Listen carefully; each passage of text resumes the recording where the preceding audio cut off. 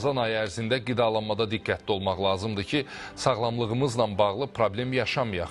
Bəs necə qidalanmalıyıq? Birbaşa bağlantıda qidalanma mütəxəssisi Məhsəti Hüseynova ilə danışacağıq.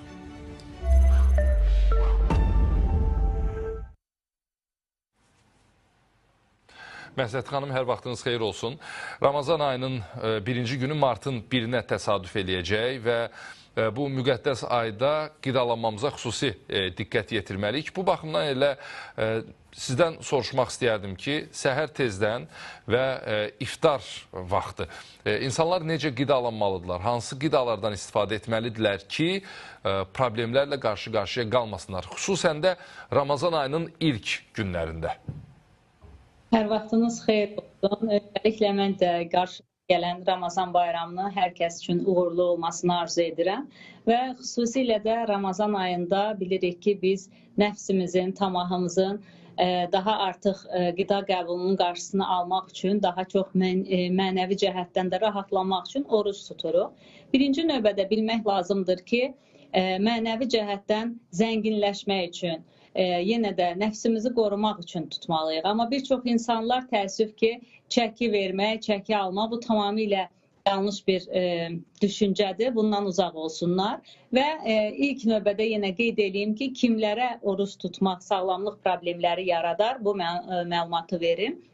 Birinci növbədə sağlamlıq problemləri olan və yetkinlik yaşında daim inkişafda olan orqanizmlər var ki, bunlar da tutmaları, əgər hər hansı sağlamlıq problemi, inkişafında problem varsa, onların da tutmaları tövsiyə olunmur.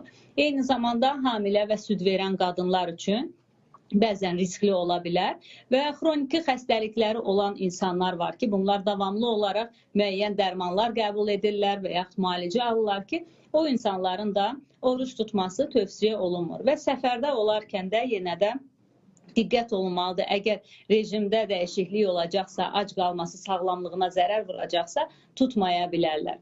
Və qeyd etdiyiniz kimi suallar ilk olaraq birinci başlayanda Ramazan ayı vərdiş olmayan yeni bir qidalanma vərdişinə, saatlarına keçdiyinə görə bir çox insanlarda bəzən baş ağrı, yorğunluq, enerjinin aşağı olması halları baş verir ki, bu kimi halların baş verməməsinə görə sahurda, səhər vaxtı qəbul olunacaq qidalarda daha gec həzm olan karbohidratlara üstünlük vermək lazımdır. Burada tam buğda unundan olan çörəkdən istifadə etmək olar.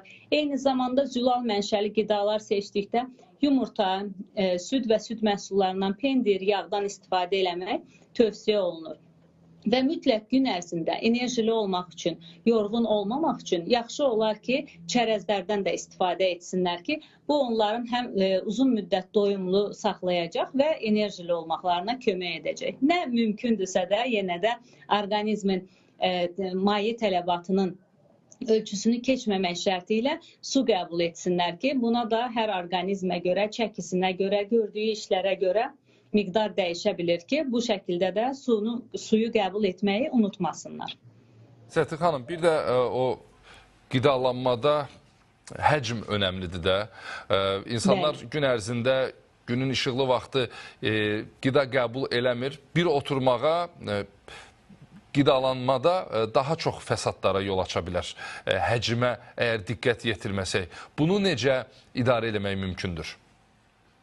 Çox doğru qeyd etdiniz və deyərdim ki, ən vacib məqamlardan biridir. Bəzən olur ki, insanlar səhər vaxtı da heç bir qida qəbul etmir, sadəcə su ilə orucunu tutur və axşam vaxtı həm miqdarı keçir, həm də qarışıq qidaları qəbul etdiyi üçün həzm problemləri ilə üzləşir. Və bir çox insanlar var ki, bəzən baş ağrısından, yemək qəbul etdikdən sonra qarında şişkinlik, qarın nahiyəsində ağrılar, spazmlardan şikayət edirlər və yaxud da yenə də qida qəbulundan sonra, əgər çox qida qəbul edibsə, ürək bulanmadan da əziyyət çəkənlər olur. Ona görə yaxşı olar ki, iftarda əgər orucumuzu açan zaman birinci az bir miqdarda su qəbul olunsun. Ondan sonra əgər gün ərzində dediyimiz kimi sahurda vacib vitamin və mineral dəyərli qidaları, meyvə tərəvəzi, çərəzi qəbul etməyibsə, meyvə suyu da qəbul edə bilər.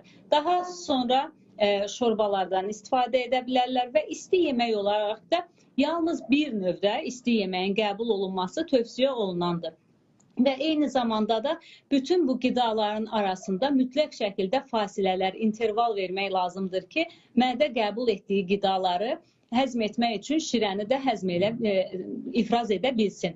Və bəzən olur ki, dediyiniz kimi bunların ardı arasına qəbul edirlər fasilə vermədən, ardından da bir ağır şirniyyatı qəbul edirlər ki, bu da tamamilə yanlışdır. Ona görə gündəlik həyatlarında qida qəbul miqdarı nə qədərdirsə, bu miqdarı keçməmək şəklində və mütləq şəkildə çeşidlərin bir-birinə uyğun şəkildə olmasını təmin etməlidirlər. Və əks halda təbii ki, sağlamlıqlarını riskə ata bilərlər və qidaların qarışıq olması, çox olması bəzən həmin qidaların bir-birinə reaksiyaya gedərkən düzgün həzm olunmamasına gətirib çıxarda bilər ki, bu da maddələr mübadiləsinin sürətinin aşağı düşməsinə, mədə-bağırsaq problemlərinə gətirib çıxarda bilər. Və əsasən də səhər yeməyi ilə bağlı danışaq imsak vaxtından hansı qidalardan istifadə edilməlidir? Məsələn, adətən Ramazan ayında insanlar səhər tezdən düyü də qəbul edirlər, nə bilim, başqa, məsələn, normalda günorta və ya axşam qidalandıqları yeməklərlə səhər tezdən qidalanırlar. Bu, düzgün hesab edilə bilərmi orqanizmə təsir baxımından?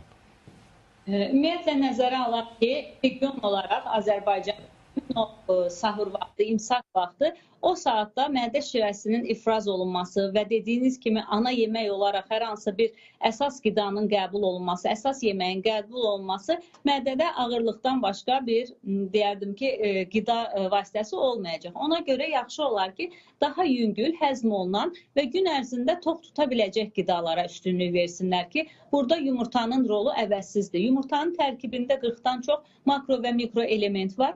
Həm asanlıqla həzm olur və uzun müddət doyumlu saxlayır.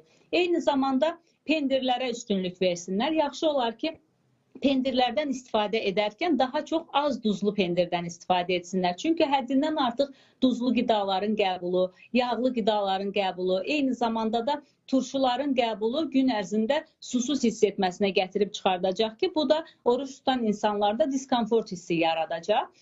Və mütləq şəkildə yenə də az bir miqdarda 1-2 dilim şəklində təbii buğda unundan hazırlanan çörəyin və yaxud da paxlalılar çünki ən çox yenə də uzun müddət doyumlu saxlayandır. Buna biz istənilən arpadan, çovdardan, yenə də yulafdan hazırlanan qidaları göstərə bilərik ki, onlardan da istifadə edə bilərlər. Və mütləq lifli qidalar olaraq tərəvəzlərdən hər qidada qəbul etmələri tövsiyə olunandır ki, çünki uzun müddət aclıq çəkən bir orqanizm o zaman həm susuzluqdan əziyyət çəkdiyinə görə, həm də uzun müddət ac qaldığına görə bəzən həmin insanlarda qəbizliklə də rastlaşırlar ki, ona görə mütləq lifli qidalardan tərəvəzləri də səhər tezdən qidalarına daxil etsinlər. Burada da yerli və mövsümü olan tərəvəzlərə üstünlük vermələri, göyərtilərdən istifadə etmələri həm vitamin, mineral ehtiyacını ödəyəcək, həm də uzun müddət tox qalmağa kömək edəcək.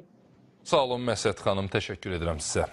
Birbaşa bağlantıda qida mütəxəssisi Məhsət Hüseynova ilə danışdıq.